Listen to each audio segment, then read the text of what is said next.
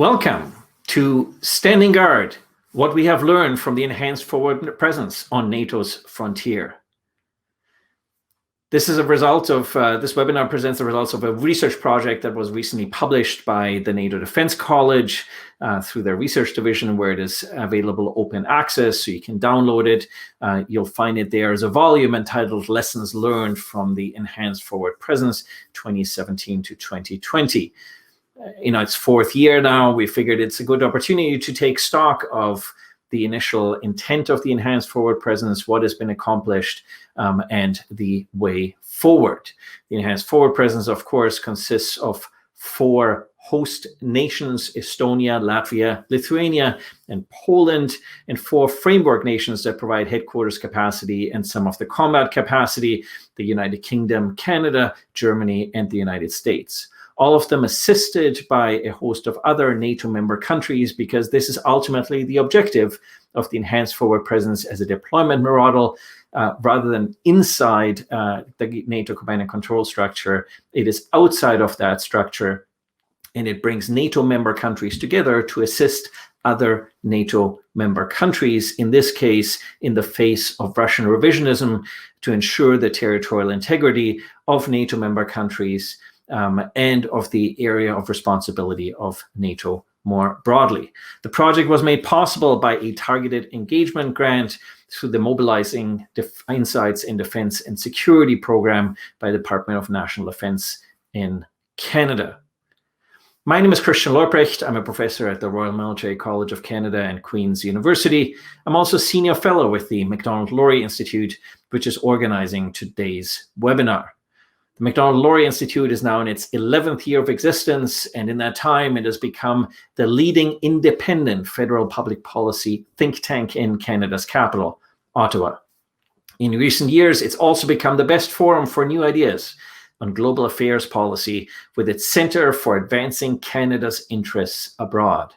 With events like this webinar, we have the opportunity to bring together some of the world's top experts to help us understand the many serious challenges international policymakers have to deal with at home and overseas. In addition to the Macdonald-Laurier Institute, I would like to acknowledge several other partners with us on this webinar this morning. The NATO Defense College, in particular, the research division, the Konrad-Adenauer-Stiftung, its office in Riga, which covers the Baltic states, the Center for Eastern Studies in Warsaw, Poland, the Center for Security and Strategic Research at the National Defense Academy of Latvia, the International Center for Defense and Security in Estonia, and the German Institute for Defense and Strategic Studies. Now I would like to introduce the host of today's webinar, Lieutenant General Allen, who has held a series of positions in the Canadian Armed Forces and at National Defense Headquarters, and last summer was appointed as the military representative of Canada to the NATO Military Committee in Brussels, Belgium. She's one of the most thoughtful senior leaders in uniform I've encountered, and this is why I'm particularly delighted that she agreed to take on the opportunity of hosting and moderating this webinar today. Lieutenant General Allen.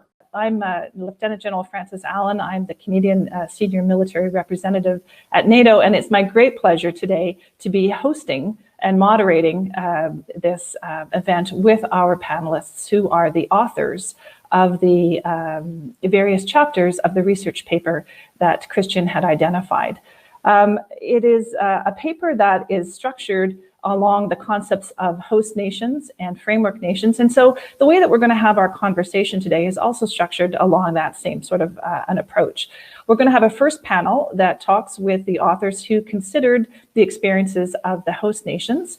And then we'll have a second panel that discusses the experiences of the framework nations as seen by some of the authors of those chapters. Finally, at the very end, we'll get some summary comments from Alexander Moens.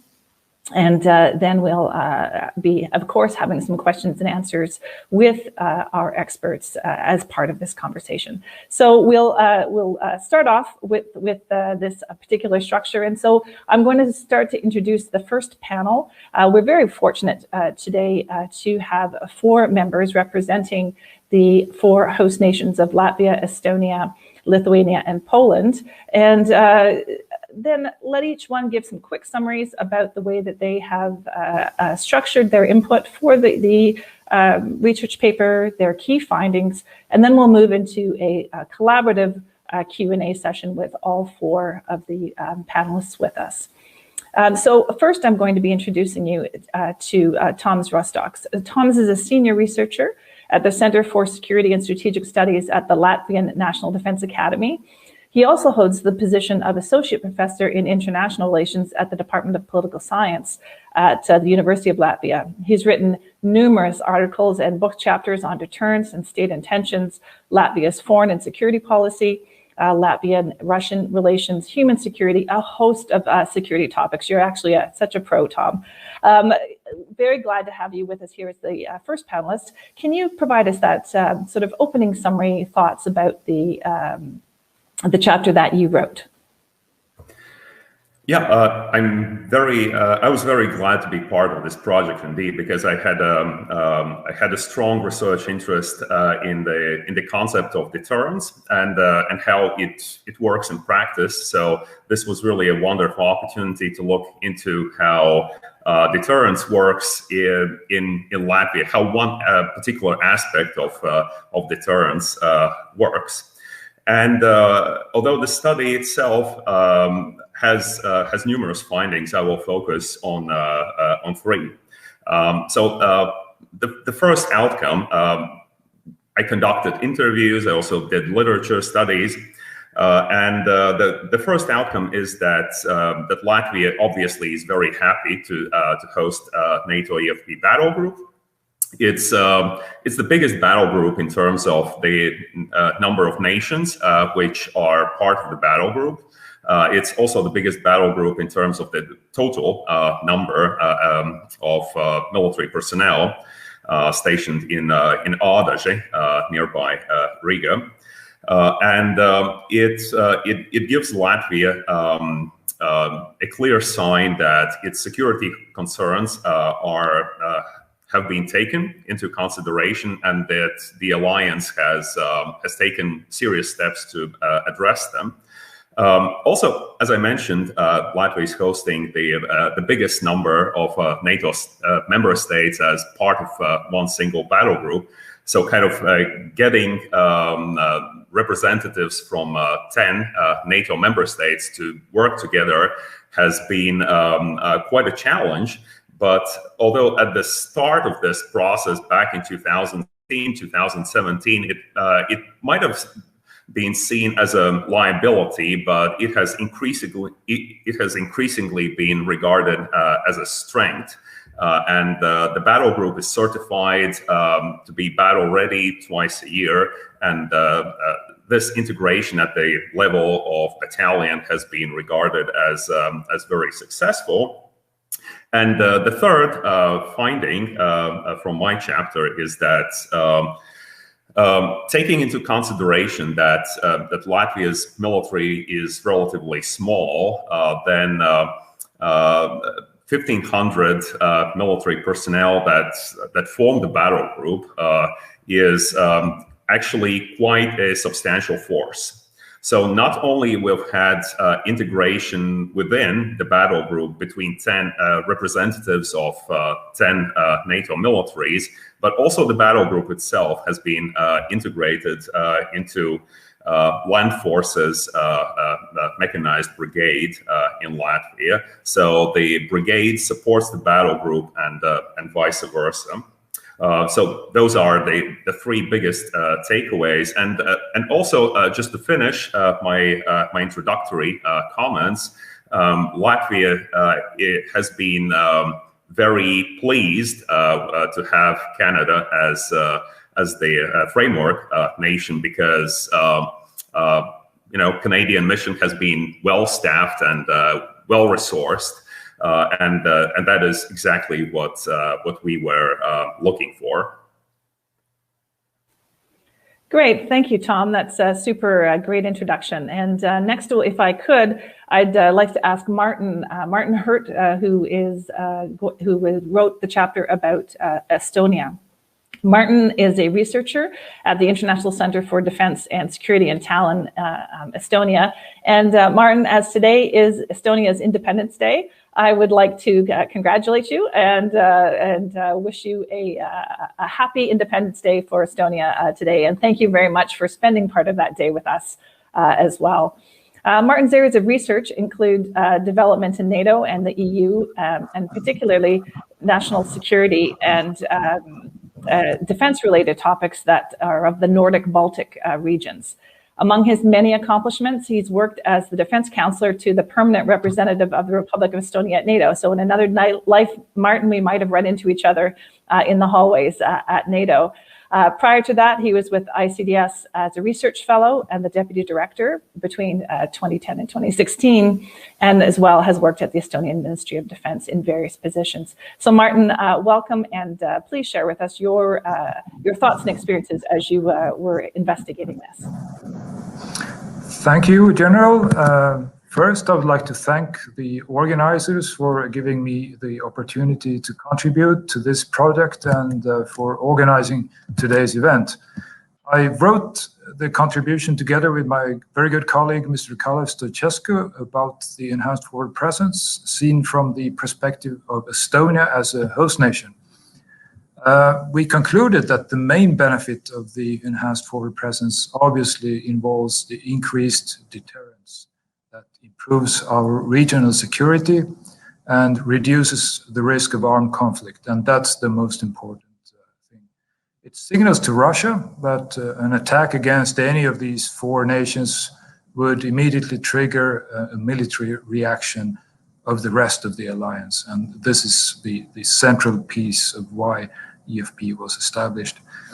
Our study also concluded that the deployment has strengthened Estonia's bilateral cooperation with the United Kingdom, being the framework nation here in Estonia, but also with France and with Denmark. And it offers everyone involved valuable training opportunities. Training is still something that has more potential to be exploited in the future. As I said, the main benefit of the enhanced forward presence relates to deterrence. There were four underlying reasons for the 2016 decision to set up the enhanced forward presence. One was Russia's capability to, if necessary, cut off the Baltic states from the rest of the alliance. The second was Russia's military superiority with conventional forces in this region. The third was the state of Allies forces with low readiness that prevents or could prevent rapid reinforcement of the Baltic region.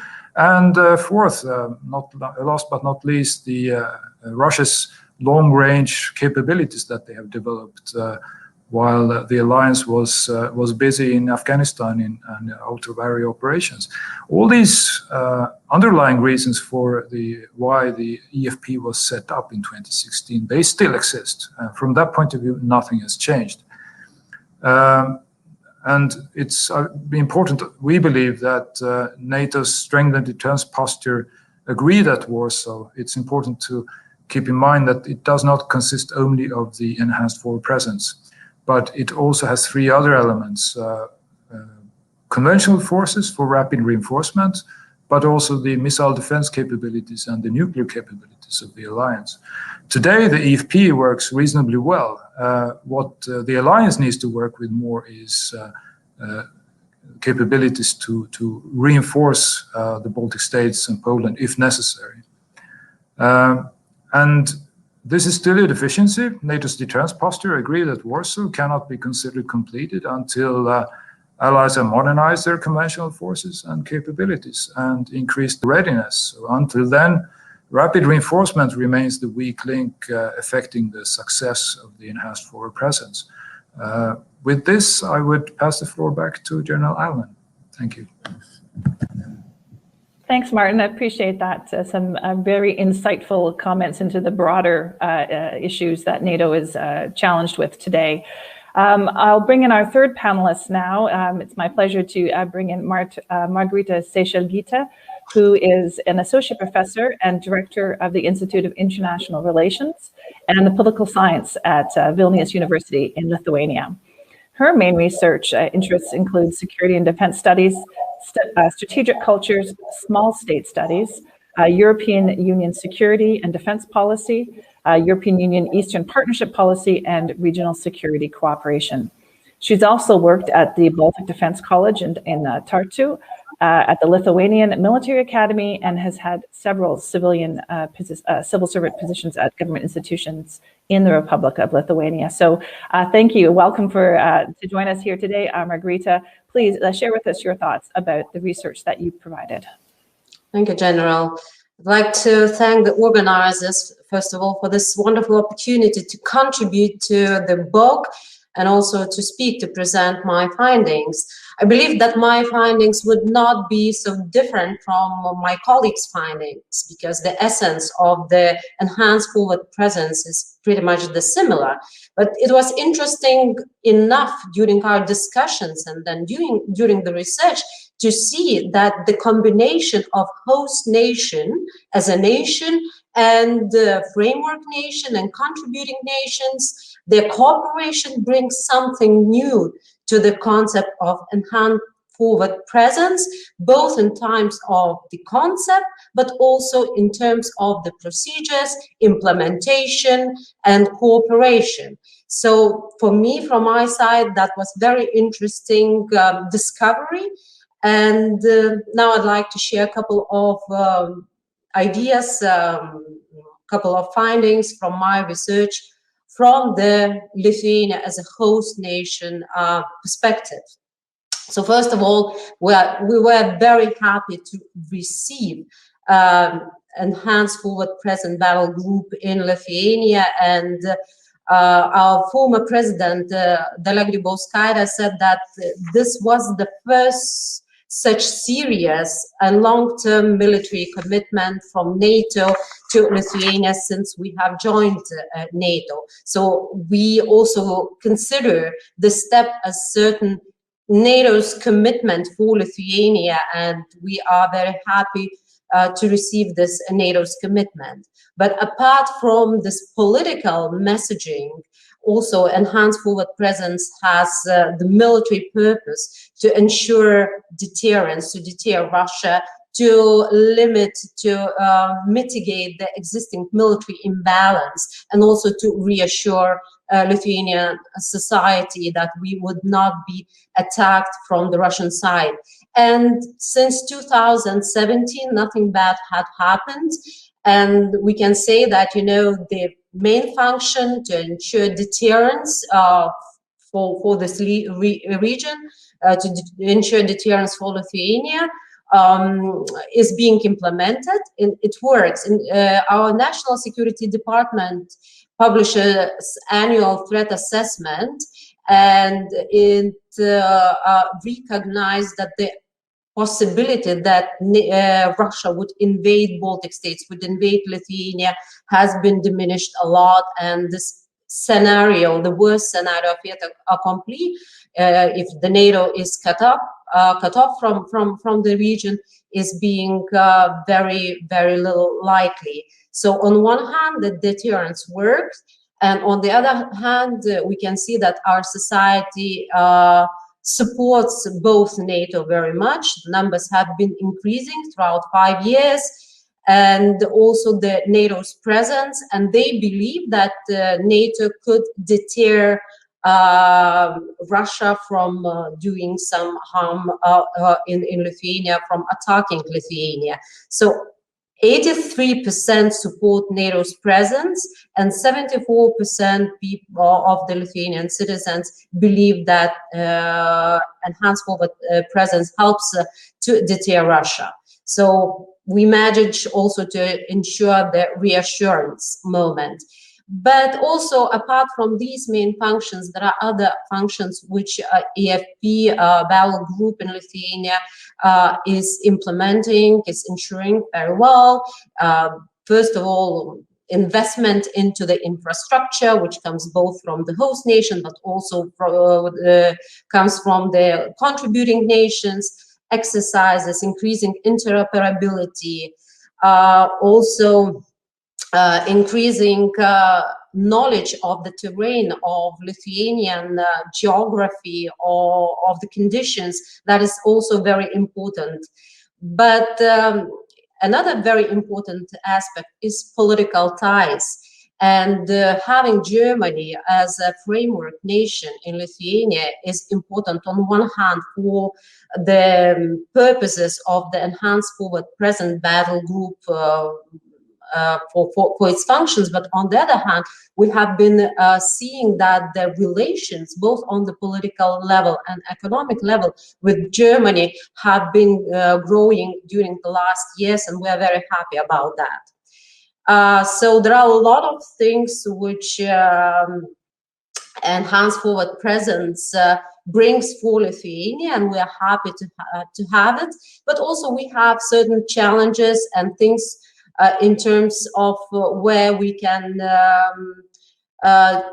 try to achieve more progress. So one thing which is very important is continue investing into the infrastructure. Now things are working quite well, but at the beginning there were some challenges and delays. So this is very important to continue in that direction. Another very important thing is to look at the enhanced forward presence battle groups as a part of the whole NATO system, and ensure also that this concrete battle group, for instance, in Lithuania, has more enablers in terms of ensuring better effectiveness and action if there is a crisis, but also better interoperability with the other battle groups and also with the other elements of NATO's defense. Another very important thing, at least for Lithuania, is also to have United States boots on the ground, and this is also related to the function of deterrence, to reinforce this function of deterrence, and this could be also the way forward, how to ensure better effectiveness of enhanced forward presence. And also another very important issue is the political decision making. And on one hand, it is important to know that Germany has a very strong commitment to stay in Lithuania, but also it is important to know about the overall system, about the commitment of all other participating, contributing nations, that, you know, overall system works perfectly and ensures deterrence in the region. So it's not only Germany, but also other countries, and that could be a challenge, but also an opportunity to work to ensure that the enhanced forward presence is working very well. Thank you very much. Thank you very much, Margarita. That's excellent. Now I'm going to bring in our fourth panelist, who is Piotr Szymanski. He is a research fellow for the Regional Security Program at the Center for European Studies in Warsaw, Poland. He focuses mainly on security and defense policies at the Baltic and Nordic states, as well as military cooperation in the region. So Piotr, welcome, and thank you for joining us this morning. Please share with us your thoughts about your chapter that you wrote. Thank you for this introduction.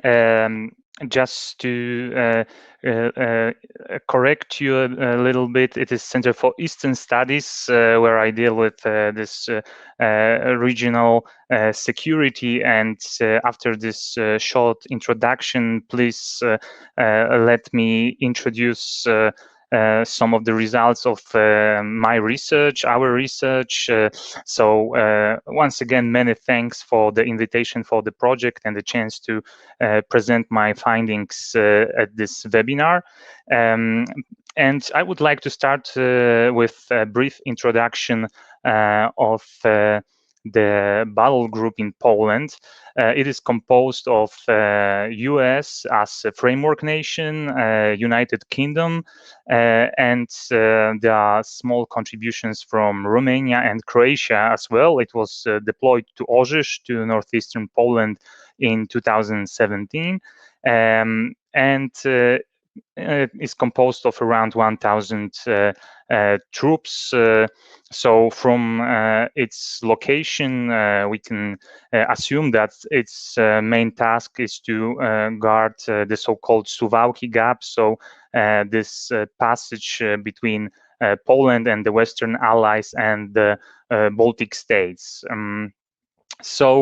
I agree with everything which was said before on the essence of the enhanced forward presence. So please let me just briefly mention the concept of liquid modernity developed by Polish philosopher Zygmunt Bauman. So basically, Bauman argued that we live in times of liquid modernity, marked by ambivalence, marked by insecurity, constant change, and temporality and fragility.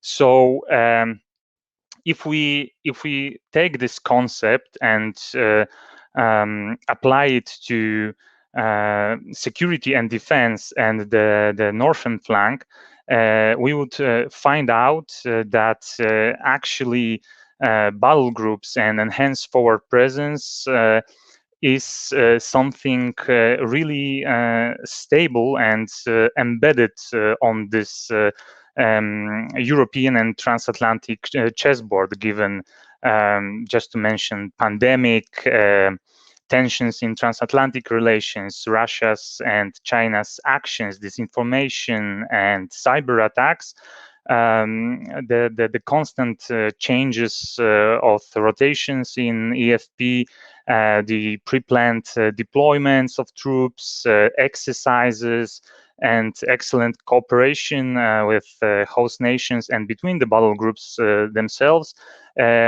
is something of note in these interesting times we live in. I see, coming back to Poland, I see the multiple roles of Poland in the whole concept. First, Poland is one of the host nations hosting EFP battle group. Second, Poland is also military hub for the broader US activity, US military activity on the entire eastern flank. And Poland is also force provider to the battle group in Latvia and to Romania. So there are some benefits, achievements of the battle group. Of course, it anchors US more strongly on the eastern flank. It facilitated cooperation with the Baltic states, enhanced readiness of Polish troops, local Polish troops. And last but not least, it accelerated the adaptation of Polish armed forces to the post-Crimea reality. Thank you very much, and thanks to all panelists. It's really great to hear your individual perspectives on the host nations that you were studying and that you have obviously been studying for a number of years. And really would like now to maybe move into a question and answer where we get to do some comparative assessments or comparative thoughts between the experiences, perhaps different, perhaps the same, that the host nations have had in certain areas. So I'll sort of start off and frame that a little bit. In the paper, it was clear that, and even from the comments that all of you just made, that the host nations, each of them feel that the establishment of the EFP battle group within their country has actually been a very positive thing. And yet, interestingly, the structure of each of those EFP battle groups is quite different. While it's clear that there is a strong alliance strategic message that comes from having 23 of 30 NATO nations participating across the 4 EFPs, and that increases domestic confidence in the deterrent effect and the deterrence message that provides to Russia. There are, of course, operational challenges that come from multinational operations and tactical level integration, which is, a key element of what the battle groups are looking to accomplish. So my question, having sort of set that framework, is, and perhaps Martin, I'll ask you to throw your perspective in first. Is there a right size and composition that all EFP battle groups should consider adopting? Or does it really need to be a customized solution that meets the needs and the characteristics of each of the host nations, both societal and geopolitical perspectives and circumstances? So over to you, Martin. Thank you, General, for the question. I think it points out the compromise that was agreed on the political level in 2016, that it is important that as many allies as possible are involved in this effort, but on the other hand, that there has to be some kind of operational effect as well, because these battle groups will need to be ready to fight, so to say. There is a contradiction. I think that what has prevailed is the first aspect, that it is more important that nations are involved. And I don't think that it's fair, perhaps, to draw any conclusions about the composition and the structure of all battle groups. They are different. I think that at least from an Estonian point of view, the Estonians have always been very happy with the solution that we have today in Estonia, having the United Kingdom as a framework nation, and with France and Denmark as stable troop contributing nations. Thank you. Thanks. Margarita, from a Lithuanian host nation perspective, do you have a similar view? You have certainly a few more contributing nations that work with the framework nation in Lithuania. Just turn that over for your thoughts. Perhaps it's the same. I'll leave it to you. Thank you. It's interesting to see that everyone's happy what one has. So we are very happy with our setup, and we are happy because we don't have too many countries. Because on one hand, it's easier in terms of operational activities, also in terms of procedures, but on the other hand, also in terms of political decisions, who will stay how long. So we know to whom to talk. So, but on one hand, this makes our life easier, but there are also advantages in terms of having very multinational battle group, and probably it's in terms of strategic messaging, etc., etc. So I think that, it's not the main issue, the size of the battle group and who is participating.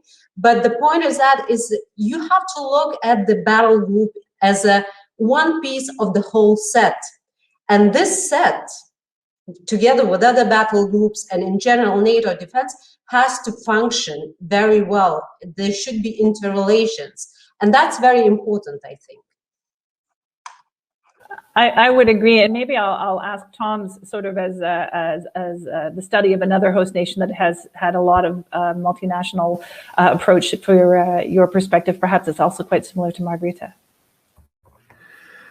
Yeah, well, if it's one thing that we can probably all agree upon, is that the experience of the past 3 or 4 years has been quite positive. And in the case of Latvia, I personally, as a researcher, I had concerns and doubts about the possibility for, let's say, 10 or 11 nations to work together. But then at the level of military practitioners, they seem to be able to sort these things out. And in the end, the battle group works as well. Also, one small comment about the composition of the Latvian battle group. Obviously, Latvia is very happy with Canada as the framework nation. But then it is also quite important that as part of our battle group, we have countries like Poland, Czech Republic, Slovakia, and Slovenia as well. And these are these are sometimes considered to be Slavic countries. And it's important because a large part of Latvia's population are Russophones.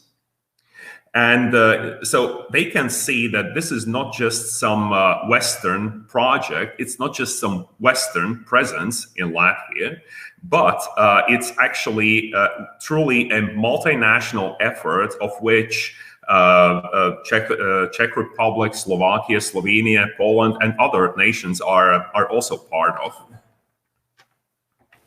Great, thank you. I'm going to move on to a second question, if I can, and perhaps, Piotr, I'll have you sort of chime in on this question first.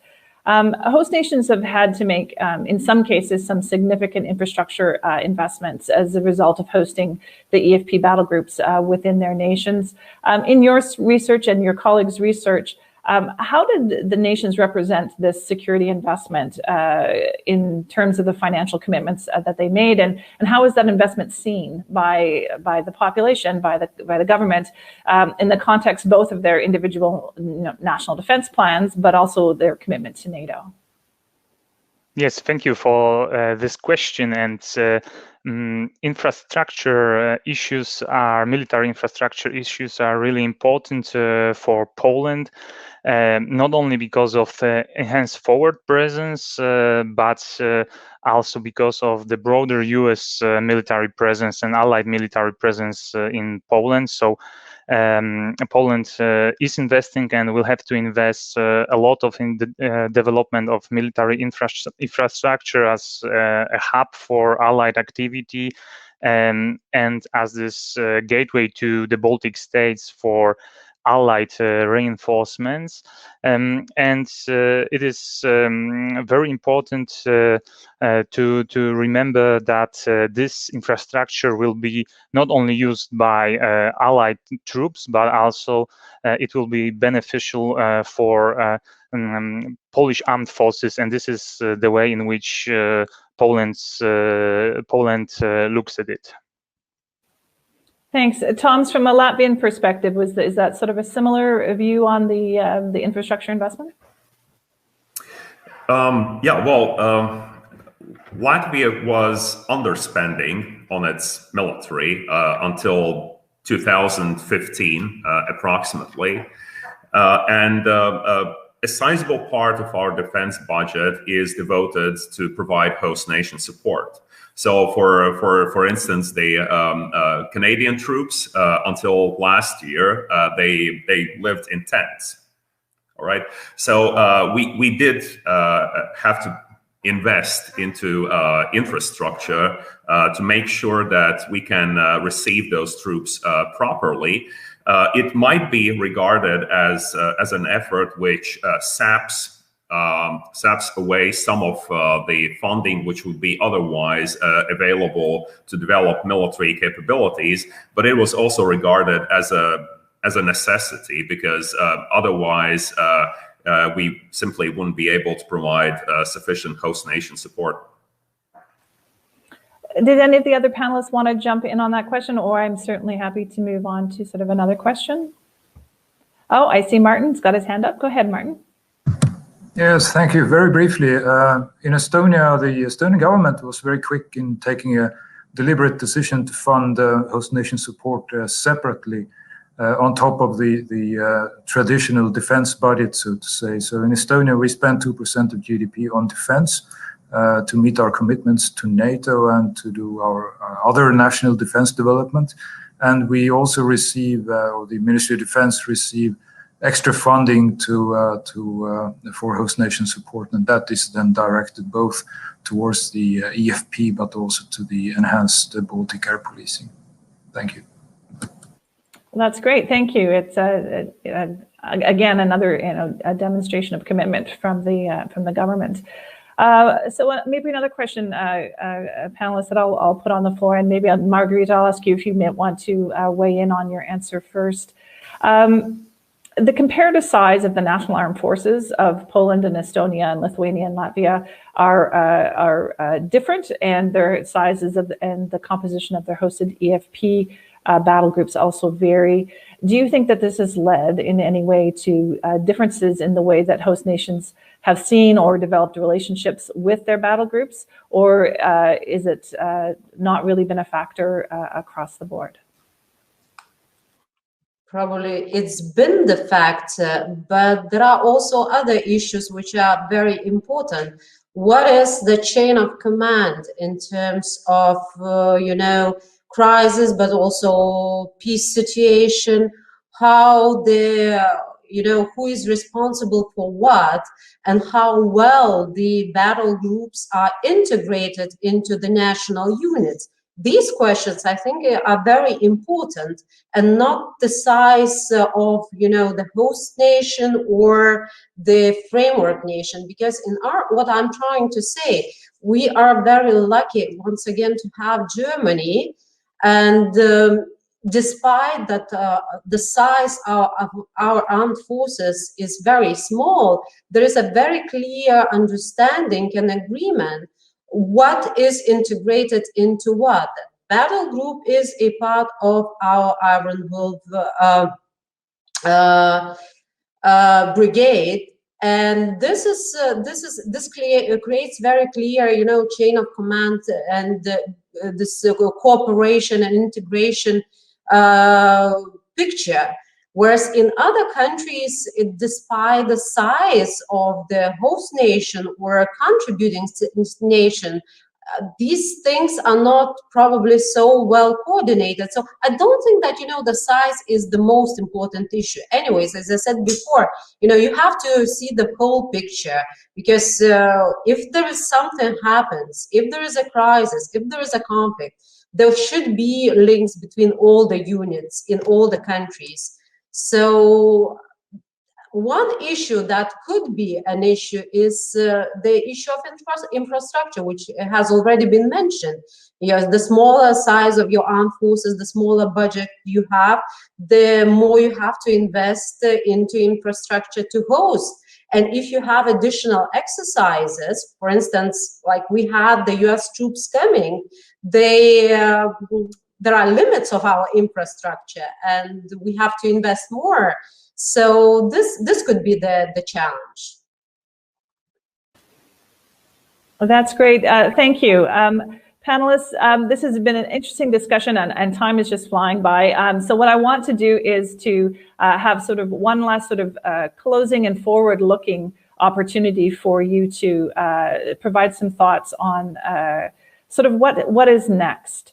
Can you just share a few thoughts, each of you? Maybe we can start with Martin on what could be, based upon your experience and your research, the next steps or the considerations as it pertains to the continuation or the evolution of the EFP battle group. Martin?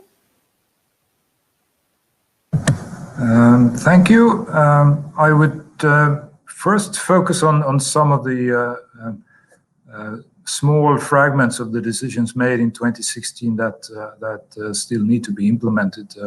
I think what has been discussed a number of years is to work more with the joint enablement of the battle groups, meaning that our support of the battle groups should be regularly exercised.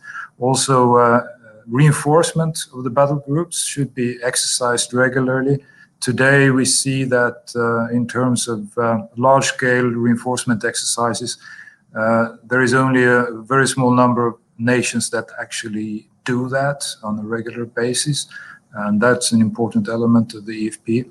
Last but not least, integrating the battle groups into the alliance's overall planning, contingency planning, that's an important step to make. So more is to be done, but within the decisions that already were made in 2016. Thank you. Thanks. Piotr, why don't you give us your thoughts on your closing thoughts and thoughts about sort of the future of the EFP battle group concept? Yes, thank you. And adding to what Martin just said on reinforcements and exercises, I think that it is important to regularly test the whole command structure, something which was discussed in our volume, and we have at the moment 2 division level NATO headquarters in the region, so it's a great task to keep both fully manned and capable. And I saw that we received a question on hybrid threats and disinformation campaigns. So in the future, I think it will be more and more important to take care of strategic communication. Everyone is an actor in this game, so we saw many attempts to undermine confidence in EFP, fake news on NATO soldiers spreading COVID, on doing damage to the society. So this is for sure an important dimension. Thanks. Thanks very much. Margarita, your thoughts? Thank you. Adding to what has already been said, I want to once again bring in this political issue, saying very clearly for how long we have enhanced forward presence, this political commitment. Just, you know, now we are living in the world with so many challenges that, you know, we would not be distracted to respond to other challenges, and this region would not suffer from that. Moreover, because the contributions to AFP comes from very different countries and from a number of countries. So are we on the same line for how long we have EFP? So that's, I think, is very important issue. Thank you. And then certainly, last but not least, Tom's your thought on the way forward. Yeah, 2 things. With regard to the battle groups, the question really is, do we improve the battle groups, or do we improve everything that is around the battle groups and that is meant to support them? And I think this latter element is more important than the first element, because there are certainly some ways in which you can improve the battle groups, but then, you know, the whole framework is probably more important. And the second point is, well, we can look forward to, let's say, take the next steps. But I think it's important to keep in mind that lots of bad things and missteps that we expected originally, they didn't happen. So I think it's important to move forward, but it's also important not to fall back, because I think our battle groups have been spared of negative publicity, and let's keep it that way. Always a good thought. You know, we want to sort of keep that the positive contribution that makes going forward. So I appreciate that thought for sure. This has been an absolutely fascinating sort of set of conversations around the host nation perspective of the EFP battle groups. And I'd really like to thank the panelists, Tom Rostock, Martin Hurt, Margarita Shashay, Gita, and Piotr. My goodness, I always butcher my name. My apologies, my dear friend, Piotr Szymański from Poland, for really taking part and interacting with each other and highlighting the value of the work that you've done in contributing to this particular volume. So again, thank you very much for being here. Happy Independence Day again, Martin. And thank you for your contribution to the research book. So, so next we will move on to the second panel that I had talked about at our introduction, which is the panel that reflects on the experiences that were captured of the framework nations who were putting in place the battle groups. And so we have 3 folks with us today to talk about that. Colonel Nicholas Carstens, who is the head of strategic planning and communications branch in the German Army Command. Robert Clark, who is a defense researcher at King's College in London. in England, and Alexander Lanoshka from the University of Waterloo in Canada. So I'm going to welcome all of you to the panel, and we'll do a more in-depth introduction of each of you. We'll follow the same sort of structure that we did with the first panel, which is get your thoughts and opening comments on the chapters that you wrote in the research paper on your observations and of the framework nations view of the EFP battle groups. Then we'll move into a collaborative Q&A session going forward from there. Does that sound good to everybody? Okay, good. So first, let me more fully introduce Colonel Nicholas Carstens, who, as I said, is from German Army Command. He has been Chief of Plans in the Operations Department in the Army Command. He was actually the officer who was responsible for the setting up of the German Enhanced Forward Presence battle group in Lithuania. And in his following assignments as the German military representative at NATO headquarters in Brussels, he has been very closely following the EFP issues at the strategic level moving forward. So welcome, Nicholas, to the discussion in the webinar today, and would look forward to hearing your perspective on the German experience as a framework nation. Yeah, thank you, General Allen, for your kind words, and a warm welcome from Strausberg to this web seminar. Let me first express my congratulations to the initiators of this research paper, who, in my point of view, created an excellent paper which puts together a lot of valuable experience and knowledge in a very concise and convincing way. I think this paper is an important contribution to highlight a real success story of NATO, namely its ability to react quickly and determined to emerging threats. I was very pleased to be part of the project, because also we should be proud what has been achieved in the last 4 years in EFP. We are all aware that there are still a lot of lessons identified which have to be turned into real lessons learned in order to improve and make real progress in our collective deterrence and defense capability and the ability to warfight. I think putting the experience together in such a paper helps on the path on this way. For General Browse, who took me on board in this project, and me, it was extremely enriching work to work and put together the German perspective on EFP, as he was the witness on the strategic level in NATO during the initial phase of EFP, where I was more at the tactical level, in the weeds, so to speak. We had to put together the task force in practical terms. Our article reflects these two perspectives and experiences. There are a lot of findings out there, but let me emphasize two which I think are crucial and which have also already been addressed in the first panel.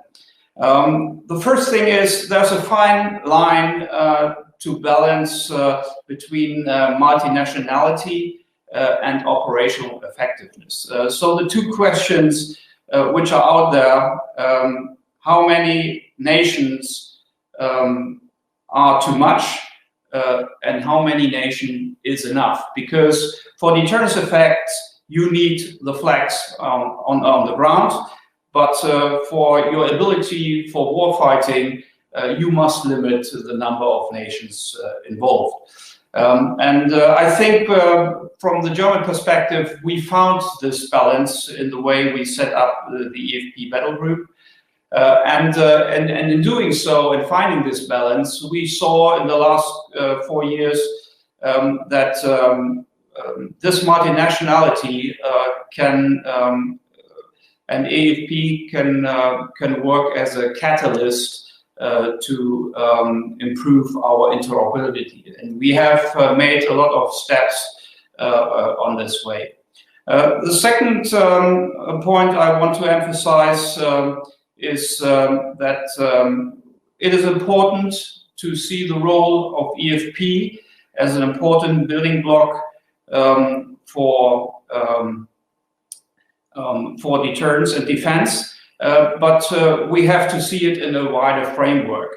And a sound reinforcement concept and a robust command and control capacity that is trained through all levels of command, namely the EFP battle group, the brigade level, the division, and the corps level, is something which is important and which has obviously to be addressed even more. And the last point I would like to make, and my Lithuanian colleague already said that before, it was very good for us to have this experience in working together with the host nation.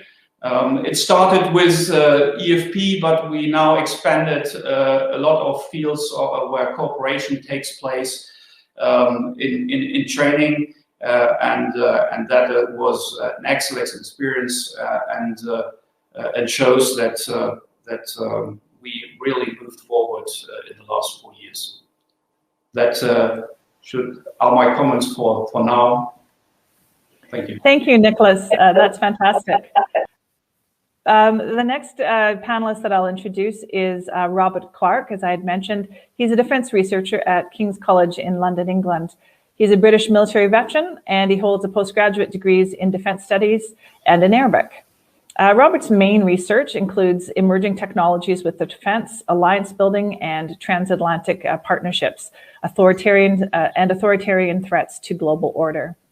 His most recent publications include those for the NATO Defense College and Civitas. In addition, Robert also served for 9 years in the British Army, deploying to both Iraq and Afghanistan. So please welcome Robert, and please share with us your perspectives as you considered the experience of EFP from a framework nation perspective. Well, thank you very much, John Allen, for the introduction, and thank you for the hosts of this session today. This builds on the research that myself and my co-authors James Rogers and Andrew Vauxhall did last year with the British Army, and I'll just go through some of the stages of this and the key findings really. So naturally, the Baltic region has long been important to the United Kingdom. This serves as the UK's primary gateway to Northern Europe, in addition to its proximity and subsequent vulnerability to Russia. This historical interest in the Baltics can be readily demonstrated by Britain opening up a second flank in the region during the Crimean War, in addition to significantly aiding the Estonian War of Independence against the Soviet Union in the aftermath of the First World War. With the Russian invasion of Ukraine and the subsequent annexation of Crimea in 2014, the UK was a natural fit as a framework nation deploying alongside Estonian allies. Now, despite the impact which the ongoing global pandemic has had on the UK's global commitments and deployments, Britain remains as resolute as ever supporting the NATO alliance and the Baltic region in particular. As then Defence Secretary Michael Fallon remarked at the onset of the UK's deployment, although we are leaving the European Union, we remain absolutely committed to European security. Now, the United Kingdom has of course left the European Union, but the commitment to ensuring European security actually lies at the very heart of the government's Global Britain foreign policy agenda. To put simply, the British objective, which is deterring Russian aggression on NATO's eastern flank, is being achieved. This is being achieved at the strategic level by the forward deployment of British troops to both Estonia and Poland, operating with partners and allies. Now, this significantly changes the risk calculus for any adversary, and according to the Estonian Defence Minister, it takes the military option off the table for Russia. At the tactical level, having a highly capable all-arms battle group integrated with Estonian plans provides a very credible role in the Estonian defence plan more broadly. Therefore, through this deployment, deterrence by denial prevents the so-called tripwire effect from being used at all. If I just cover two brief points we found in the research. The first is a development point. So regarding the pre-deployment for the nature of the threat itself. Now, whilst the pre-deployment training places an emphasis on integrating armour with dismounted infantry, the threat from the so-called Russian hybrid space is something which can be addressed in more detail in the pre-deployment space for the battle groups going forwards. This is particularly evident when the battle groups have been deployed to the large training areas in Canada for the training, where there's no emphasis placed on the civilian population, or CivPop, which can integrate with the battle group in a way that would actually accurately relate to how the Russian influence and control of the local population may occur in Estonia. And then a sustainment point for the battle group. It's actually exceeded expectations by influencing and supporting the Russian-speaking Estonian community. This has been achieved by various innovative and engaging events and subtle influence operations conducted by the successful battle groups. This has resulted in a 10% positive change in the attitudes of the Russian community towards NATO. There's also a key driver of change within the British deployment, and that's regarding the perspective and the ability to implement lessons learned from the rotating battle groups from both framework and host nations. There was a symposium hosted by the UK in 2019, bringing together shared collective experiences at the tactical level, highlighting the requirement to develop further specific capabilities, including fighting in woods and forests for UAF, joint fires, employing engineer assets for both blocking and delaying operations, and also strategic communications at the operational level. And with that, I'll hand back over to General Allen. Thank you. Thanks, Robert. Finally, I'll ask our third panelist to come in and share his perspectives, and that's Alexander Lanoshka, who wrote about Canada as a framework nation. Alexander is an assistant professor of international relations in the Department of Political Science and at the Basili School of International Affairs at the University of Waterloo in Ontario in Canada. His research encompasses international security, alliance politics, theories of war, with a special focus on Central and Northeastern Europe. He sits on the editorial board of the Journal of Contemporary Security Policy and is an honorary fellow at City University of London, where he has also previously taught. He's had fellowships at MIT and at Dartmouth College upon finishing his PhD at Princeton. So welcome, Alexander, and please provide us some insights into your perspectives as of Canada's experience as a framework nation. Thank you, General Allen, and thank you to MLI for hosting this event. I would be remiss if I did not mention the MINDS program at the Canadian Department of National Defence for its sponsorship of this event. In fact, this very project was made possible thanks to a targeted engagement grant that we received back in 2019. Now, much can be said about Canada's participation in the enhanced forward presence as the framework nation in Latvia, but there are three things I would like to highlight in the chapter that I co-wrote with Christian Luprecht and Alexander Moens, the other two co-editors. The first point is about multinationality. The battle group is indeed the most diverse of all four, considering that 9 countries contribute to it alongside Canada, in effect, a third of the alliance. On the one hand, this may create problems of interoperability that in turn can undermine military or operational effectiveness. That being said, of course, the certification process that the battle group in Latvia undertakes is arguably the most rigorous of the four. On the other hand, this diversity does allow for risk to be spread further and across the alliance, as any major assault, however unlikely it may be, would implicate more NATO countries. Diversity may have certain downsides, but it certainly has its virtues as well. The second point relates to Task Force Latvia, which I think is underappreciated both in alliance circles as well as in Canadian defense conversations. The TFL is a neat institutional innovation that Canada has put in Latvia, with continuous officers and staff to assure continuity of communications and progress across battle group rotations. At least as of 2020, its headquarters has been housed in the Latvian Brigade's own headquarters. This presence creates a permanent liaison, thereby ensuring institutional memory while offsetting the disruptions that can so often arise when different units rotate through the country. Again, at least as of last year, to the best of my knowledge, the TFL is unique among the framework nations, and I'm not entirely sure why it has not been replicated elsewhere in the region.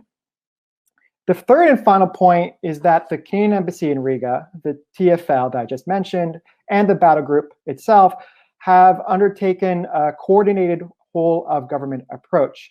This has been especially important in addressing the challenge posed by disinformation campaigns directed against NATO and its presence in Latvia. After all, the conventional wisdom has been that Latvia represents the hardest country to defend, in part because of perceptions about its ethnic politics, as well as how public opinion has been much less supportive of strong NATO deterrence and defense measures against Russia than elsewhere in the region. Yet, thanks in part to Canada's coordinated efforts, disinformation has become a manageable, if irritating, problem, as the Canadians prioritize engaging with locals so that Latvians can understand the NATO presence and how Canadian military personnel measure up against the negative narratives disseminated by Russia. So in sum, I think we can rightly assess that the work done so far on the part of Canada and the battle group is a success, certainly when we measure it against the expected difficulties that such a broad coalition would encounter in Latvia. Thank you.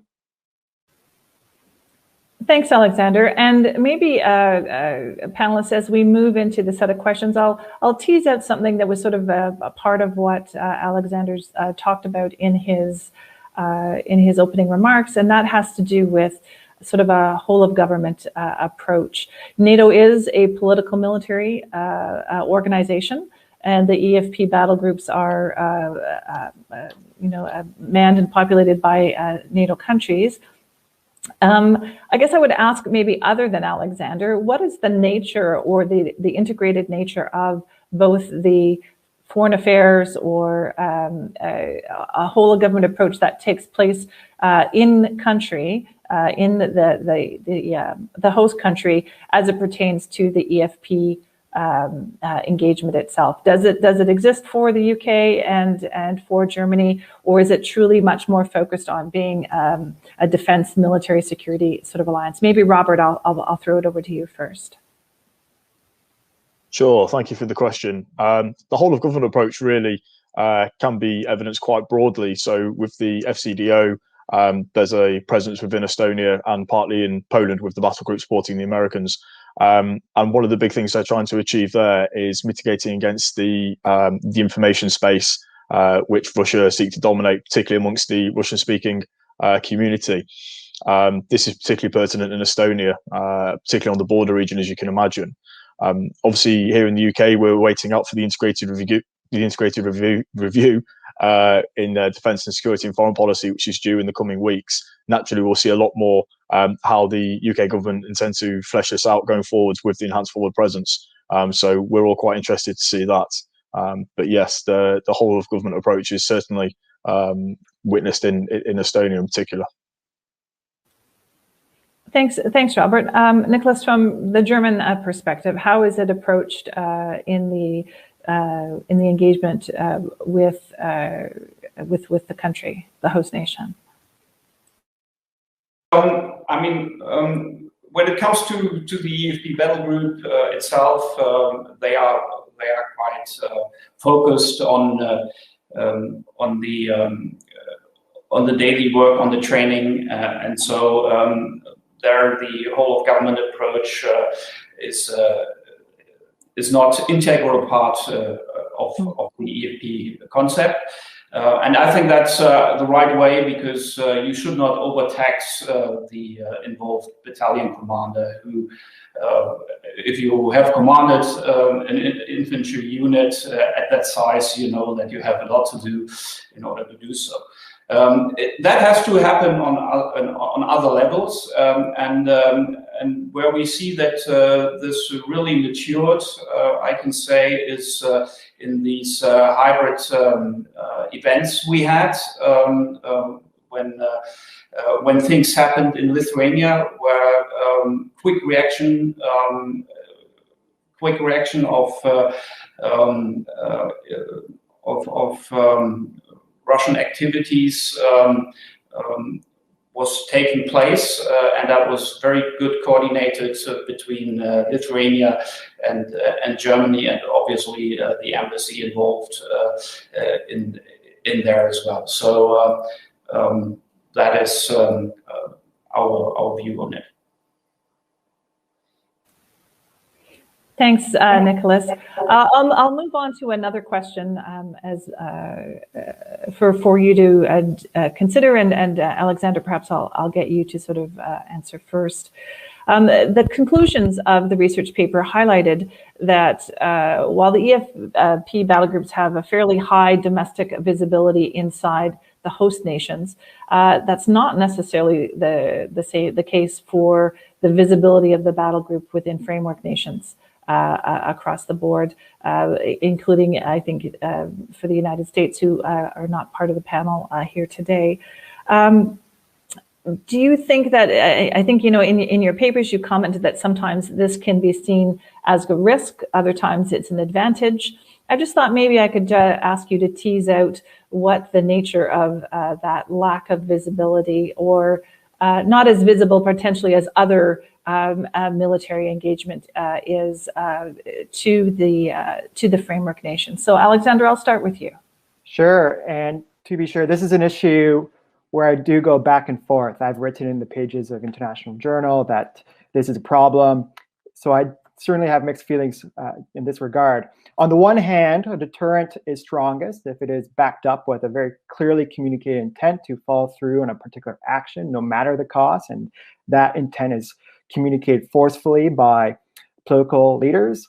This lack of visibility suggests that leaders can just as well wash their hands of it if things do get indeed difficult.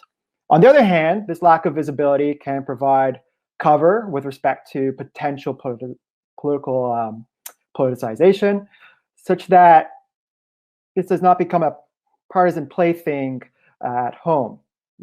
And certainly with debates in the United States having taken a very partisan hue as to the military deployments that the United States certainly has at this point, in the last 4 years, we can see potential dangers in this regard.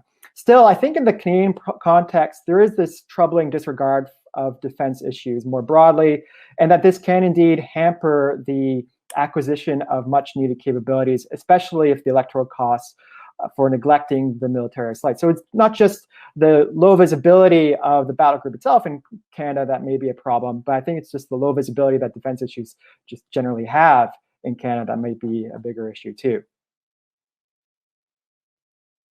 Thanks. Robert, from your perspective?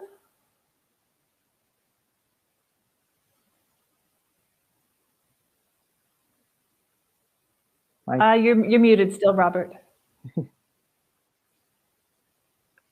Apologies. I was starting to say the visibility in the United Kingdom is still relatively low, which is surprising more than anything, considering this is actually the UK's second highest deployment in terms of personnel commitment after our contribution to Afghanistan. So that's surprising more than anything. Now I see this as a disadvantage, and that's for two specific reasons. The first is really the ability to inform the UK general population, civil society, and the media in general regarding not only the deployment, but therefore the nature of the Russian threat and how the deployment tries to mitigate it. It's not just about integrating armor and infantry, dismounted infantry, but also within the disinformation and cyberspace. Now, this is a domain that Russia have exploited quite successfully in the Baltics for the last 5 to 10 years, and it's only really been in the last few years that's become a problem in the UK here as well. This is evidenced both by the most recent UK general election and also Russian spreading disinformation regarding COVID vaccinations from last year. So if there was more of a higher visibility of the role the UK is doing within the UK, it would certainly help to sort of combat the notion of the Russian threat more accurately as well, not just in the Baltics, but here in the UK as well. The second reason I'd say this is a disadvantage for the UK regarding the low visibility of the deployment is the nature of the campaign itself, the assets. So regarding the use of heavy armor and dismounted infantry, this is quite a intense debate here in the UK at the moment. Like I say, running into the integrated review regarding the centrality that's still seen in a lot of military circles of heavy armor and the potential that this may be reduced in scope somewhat. This isn't just a domestic issue that the UK is facing. This is a much more broader NATO NATO question on capability going forwards. Obviously the trade-off being things like cyber space and the like of that. So I think this is a very interesting debate and one that is actually quite fundamental to the UK more broadly at the moment. But certainly the visibility, the surprising low visibility, I would say is a marked disadvantage for the UK. Thanks. What about from a German perspective, Nicholas? See at the moment a real disadvantage. When we started the EFP, we had quite high visibility in Germany regarding this new mission, and that was also throughout the people in the country due to the fact that there was the feeling that after having felt the support of allies in the Cold War, it was now on us to show the support to the allies in the East. And so the media coverage was quite high. This now is reduced to a normal level. But even though there is not this coverage which we probably would like to see, nobody really questions the role we play as a framework nation. It is broadly accepted, and from the military side, we are very determined to and very glad to have this mission because it helps us throughout the army to re-establish the mindset of readiness. Because deploying the forces in the rotational mode brings nearly every unit in the army in a situation where they make this experience. And the training environment in Lithuania is perfect to come back to refocus on collective defense. After a long time, we focused on international crisis management, which asked different skills from you.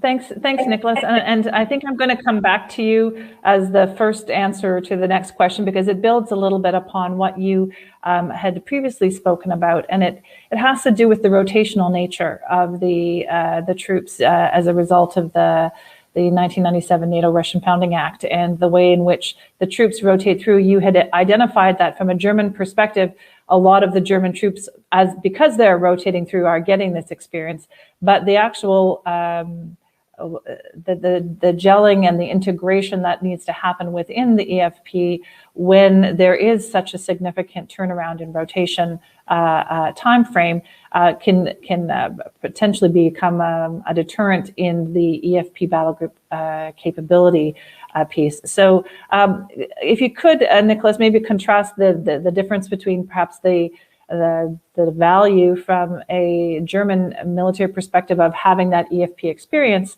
versus the challenges that arise to a battle group commander who's continuously working with new forces, and the integration of that battle group, which always has new capabilities into it, with the actual host nation military and military operations. So back to you, if I can, Nicholas. There is two sides of a coin, as always in these topics. But as I said before, for us it was very important to, and we didn't have that in the crisis management missions in the past. There we had the material, the equipment on place, and only the personnel was rotating. In the EFP, we have the original unit, the original battalion that takes its own equipment and rotates and exercises the whole process. You know, how to get ready, to get to deploy, and then to get ready in Lithuania and integrate. And if you do that throughout the army, you have widespread experience of these important things, especially when you see that we shouldn't, and I said that before, only focus on the EVE battlegroup, but we have to think about how do reinforcements look like, and they will have to exercise the same task when doing so. So that was very important for us in having EFP to have this experience throughout the army, not only in one particular unit. The downside is obviously that you have a lot of effort to undertake to integrate.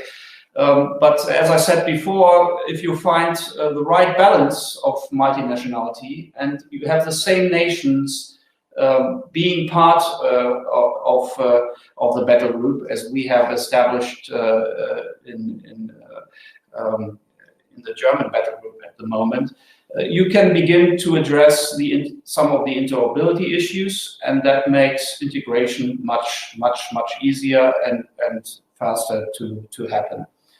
So in the end, I think it is never a perfect solution, but I think it's the way we approach it is good and brings a lot of positive results. Great, thanks. How about from your perspective, Robert? Sure, thank you. Well, first of all, I think the rotational nature of the battle groups works very well and complements both the mission and working with the Estonians and the ability to fit seamlessly now into their defence plan.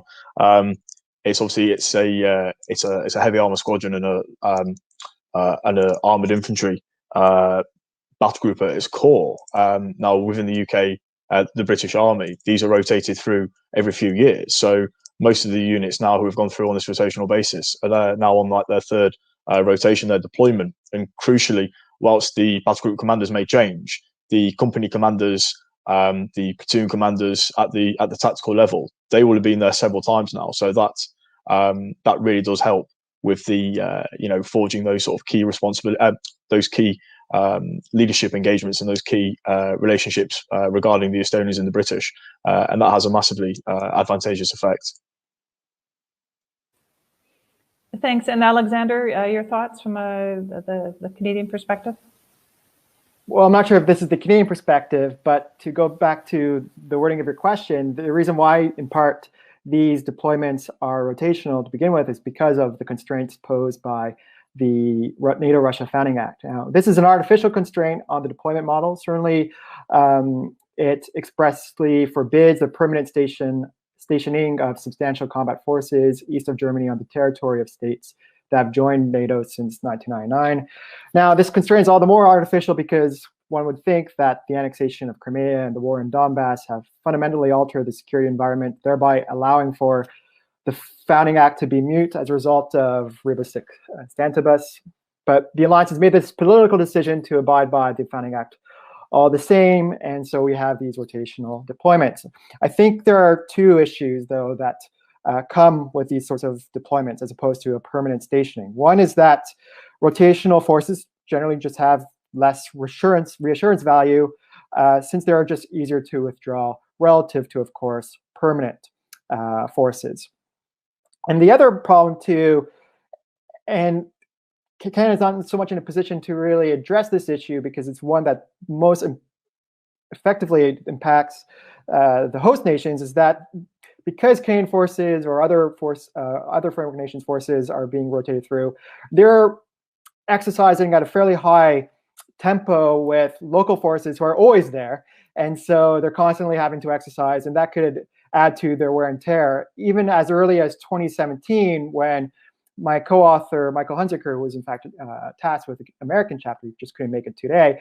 And I discovered that in interviews, there was already the sense that these rotational deployments can induce a little too much exhaustion on the part of local forces who are constantly having to exercise and endure very difficult certification regimes, which again benefits the alliance from a military perspective, but could still have these negative effects all the same. Great, thank you for that. And just like at the first panel, time is gone faster than I would like it to. So what I want to do again is sort of offer you each an opportunity for some closing remarks, and if you can, to sort of focus them on sort of that next step, the future of EFP Battle Group, either in the context of the battle group itself or you know, the broader defense and security environment that NATO and both NATO nations and others find themselves in. So maybe Nicholas, I'll go to you first. I think in the last 4 years, we have very much focused on optimizing and making the EFP Battle Group better. But I think we are now at a stage where, although there are minor things which can be adjusted, we are fine.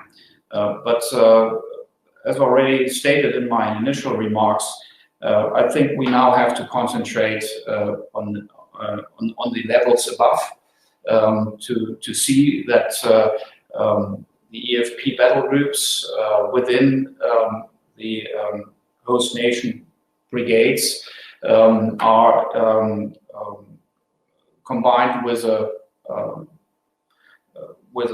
reinforcement concept and a command and control arrangement that is not only in place on paper, but that is also trained in order to make it happen, to make it work when needed. So I think that is something we should really concentrate in the next steps ahead. Great, thanks. Alexander, from your perspective.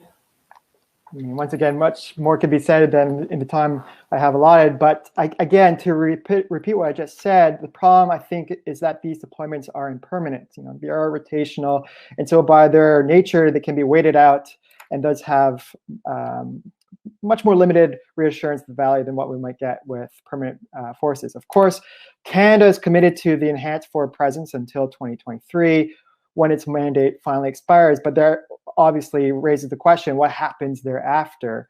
And certainly, I don't see any short-term effects of the COVID-19 pandemic on the deployment, not between now and 2023.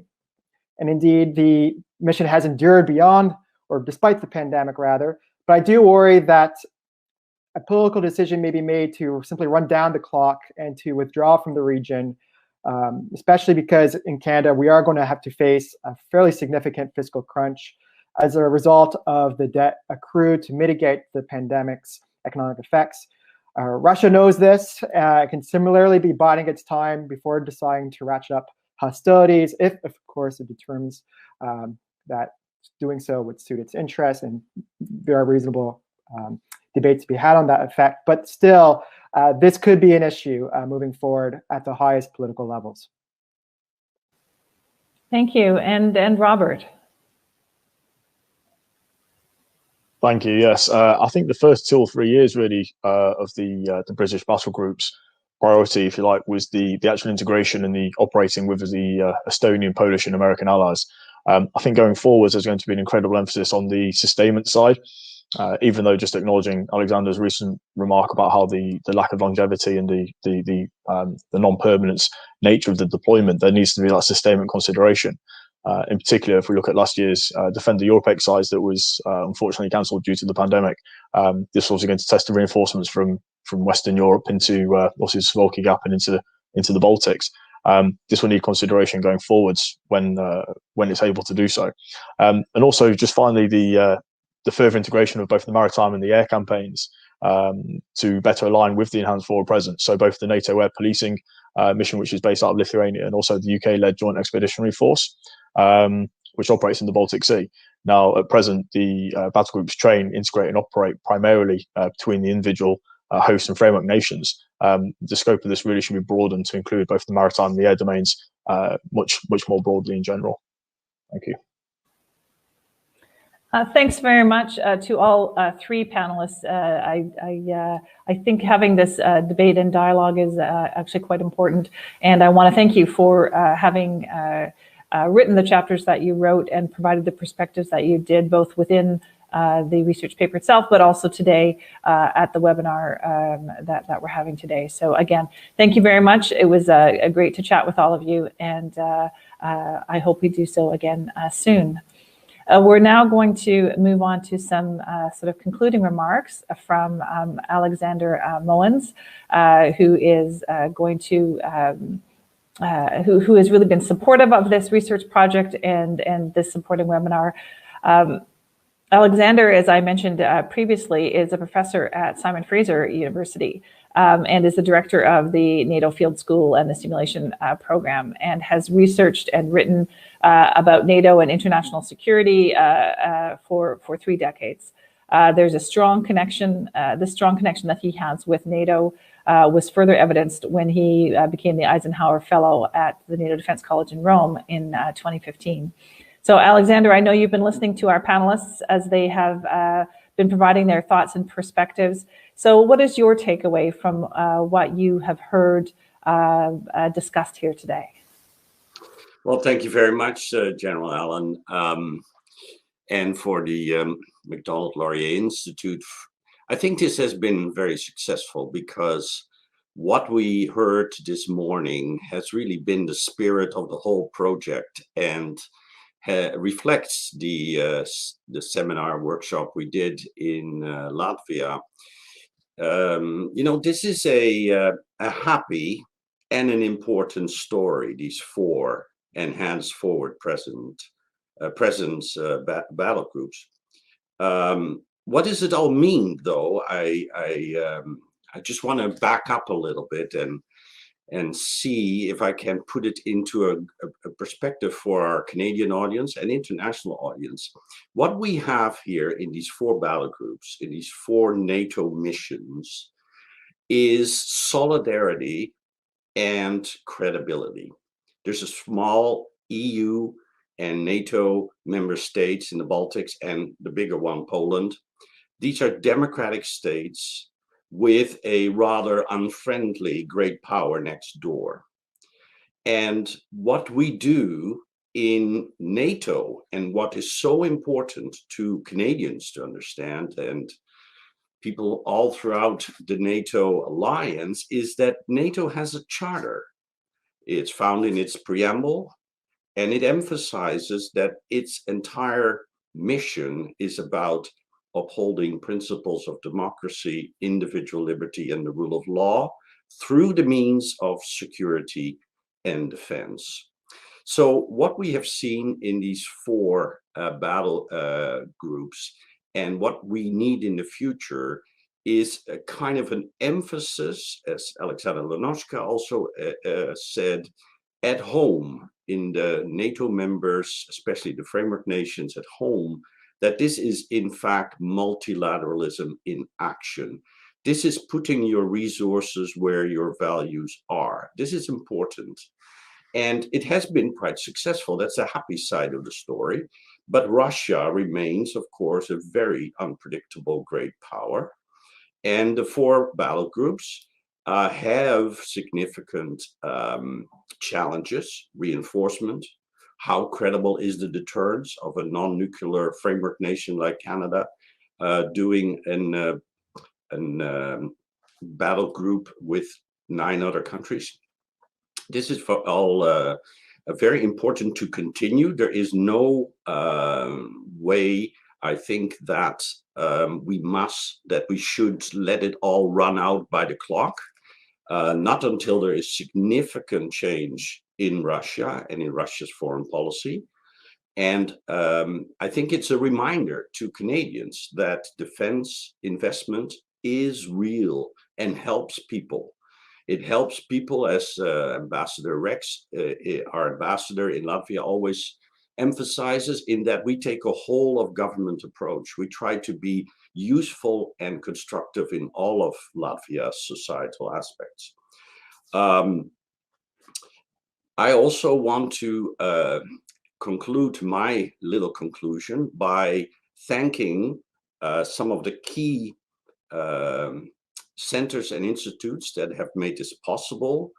Beside the Macdonald-Laurier Institute, the research division at the NATO Defense College, the Konrad-Adenauer-Stiftung in especially the office in Riga, the Center for Eastern Studies in Warsaw, Poland, Center for Security and Strategic Research at the National Defense Academy of Latvia, the International Center for Defense and Security in Estonia, and the German Institute for Defense and Security Studies. And on behalf of all of us, I want to say a special thank you to Lieutenant General Allen for her very clear, precise, thorough, and personable moderation of this debate. And we look forward to having many more such opportunities by means of the Macdonald-Laurier Institute, and we look forward to seeing you in the future. Thank you. Thank you so much, Alexander. I appreciate that. And I have to tell you, for me, it is a privilege to be sitting with my NATO colleagues at the military committee table and talking about the things that really matter to us as nations.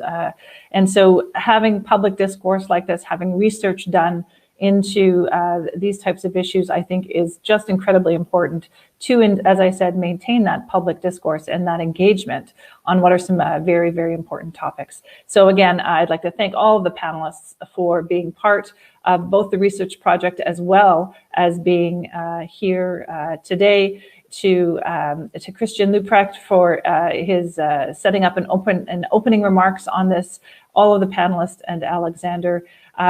I do want to thank the Macdonald-Laurier Institute, but perhaps even more importantly, the key people behind the scenes who have made this actually work today, which is Alison Kerrigan and Brett Briers, for everything that they've done behind the scenes to let us have this webinar today.